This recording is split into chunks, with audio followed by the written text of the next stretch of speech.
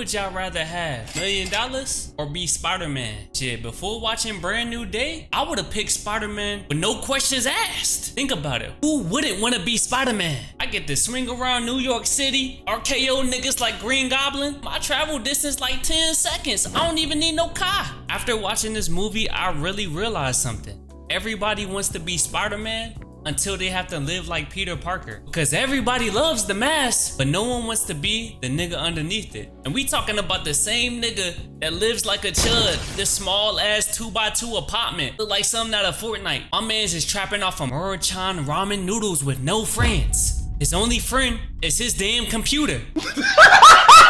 Like, think about it real quick. This nigga is talking to his computer. Look at his apartment. He still gotta wake up every morning and put that musty ass mask on. And go save everybody else besides himself. See, that's the part nobody talks about. Everybody thinks this movie's about Spider-Man. I don't. Shit, I think this movie's about Peter Parker. Because for the first time in a long time, Marvel wasn't interested in showing me what Spider-Man can do. We already know what he can do. They wanted to show me what it costs to be Spider-Man. And once I realized this, bro, the entire movie changed for me. Because if this movie's really about Peter Parker, the first thing that Marvel does is make this nigga's life a living hell. Marvel instantly starts beating Peter's ass. I'm talking Tombstone hanging him by his throat off rooftops. Scorpion throwing a guy up in the air like he throwing an alley to LeBron James. My man's Peter can't catch a break. And when I first watched this, I ain't gonna lie, I thought it was funny. I thought it was funny Peter would get his ass whooped. Peter, I'm now saying that you have stone throat. I'm sorry. That nigga Tombstone had you like, my man Spidey spawned into the scene with 5 HP. Marvel was really bullying him. But then I realized they wasn't just whooping his ass. They was showing us what it's really like to be Spider-Man. Because every single time Peter put that mask on, or I know he was wishing he just stayed at home and played some damn Mario Kart. He got no sleep, no hoes, non-existent, no normal life. He gotta cry himself to sleep after he just got his back blown out by Rhino. And I wanna emphasize this again. Look at his living conditions. No Aunt May, MJ gone, his best friend is gone, nobody waiting on him. That's just a lonely nigga trying to survive. And that's when it hit me. Marvel's not trying to show us how hard it is to fight villains. They were trying to show us how hard it is to wake up every day and still put that damn mask on. But here's the crazy part. As depressing as Peter's life may seem right now, Marvel wasn't done teaching us what it means to be Spider-Man. This is only the beginning. Because after watching Peter lose everything, they introduced the last person I expected to be by his side, the Punisher.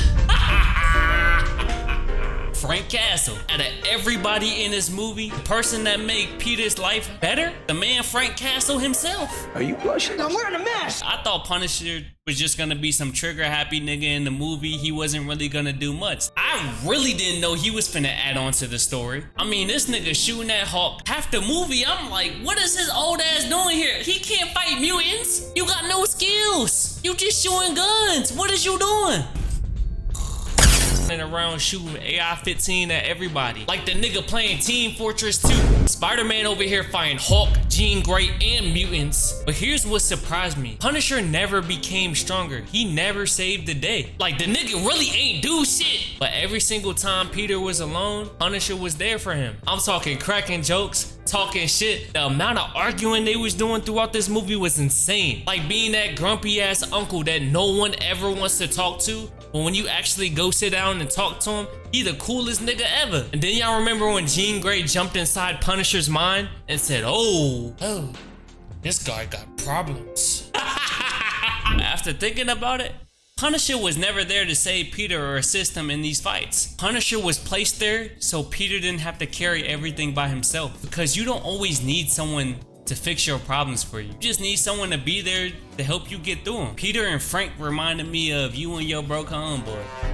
Y'all got no job, no money, y'all both broke as hell, but somehow those are always the most memorable moments of your life. Y'all laughing, joking, finding a way to make a bad situation feel a little lighter. And that is exactly what Punisher did for Peter. He didn't fix Peter's life. Yeah, don't get it twisted. He just made it easier to carry all that weight on his shoulders. And I think that's why I ended up respecting Punisher so much. Yeah, I know. I was talking shit about it. Hey, that wasn't me in those videos. Like, the nigga really ain't do shit. You know you done fucked up, right? No! I said that wasn't me.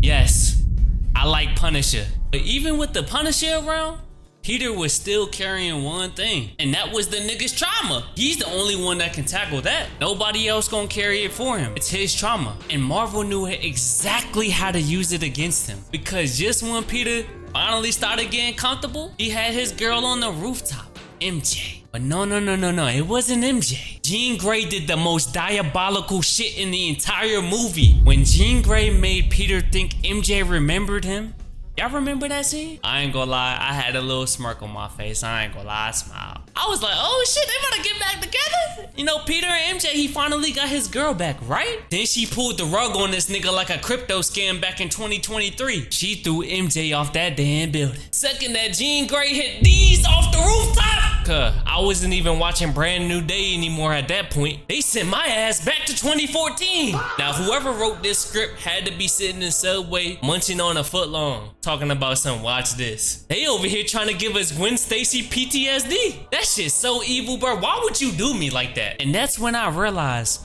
Marvel wasn't just trying to make Peter cry. They was trying to make us relive our trauma too. Because every like-minded Spider-Man fan that was watching that scene thought about Gwen Stacy in that moment. And they started immediately thinking about all the people that Peter couldn't save. I was like, I swear to God, when I was in the theater, I was like,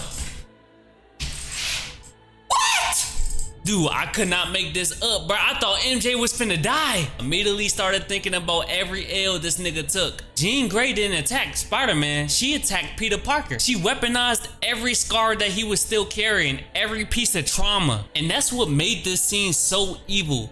Because a hurt person was hurting another hurt person. Trauma don't disappear just because time passes. Because sometimes all it takes is one moment, one memory to bring all of that stuff bottled up inside you back up for air. And then it just feels like you back where you started. And that's why this scene hit so hard personally to me. And it wasn't even about MJ falling. It was about how they tried to force Peter to relive the worst moments of his life again. Marvel knew what they was doing when they made this movie. They was playing with our heartstrings. They was playing with yours too, huh? But after everything that Jean Grey put Peter ass through, you would think, oh, there's nothing could be worse than the MJ falling off the cliff scene, right? Ah, hell no.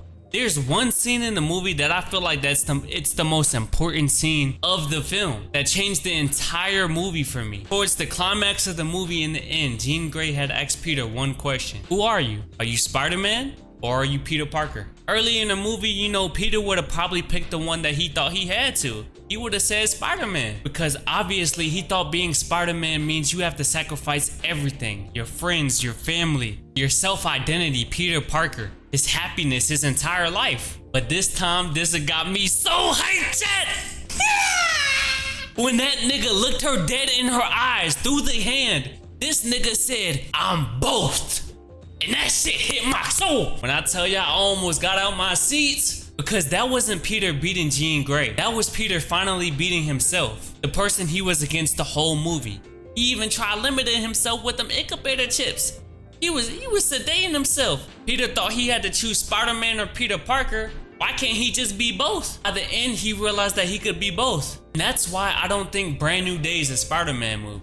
I think it's a movie about Peter Parker. A movie about a young man trying to maneuver through life, trying to figure out what his identity is. Trying to figure out how to carry the responsibility of having superhuman powers without losing himself in the process. And honestly, I think that's why this movie resonated with me so much. Because everybody watching this ain't fighting Green Goblin. Y'all ain't fighting Scorpion bald ass. Y'all ain't swinging around New York with some web shooters. But I know every single one of us knows what it's like to hold high responsibility, to lose people, to feel alone, to wonder if we good enough to wake up and put that mask on and keep going anyway. Not a lot of people have that discipline, bro. And that's why Spider-Man has lasted for generations. It's because underneath all the bullshit, all the powers, he's just Peter Parker. Just a regular nigga trying his best, always following his morals. And that's why everybody wants to be Spider-Man until they gotta live like Peter Parker.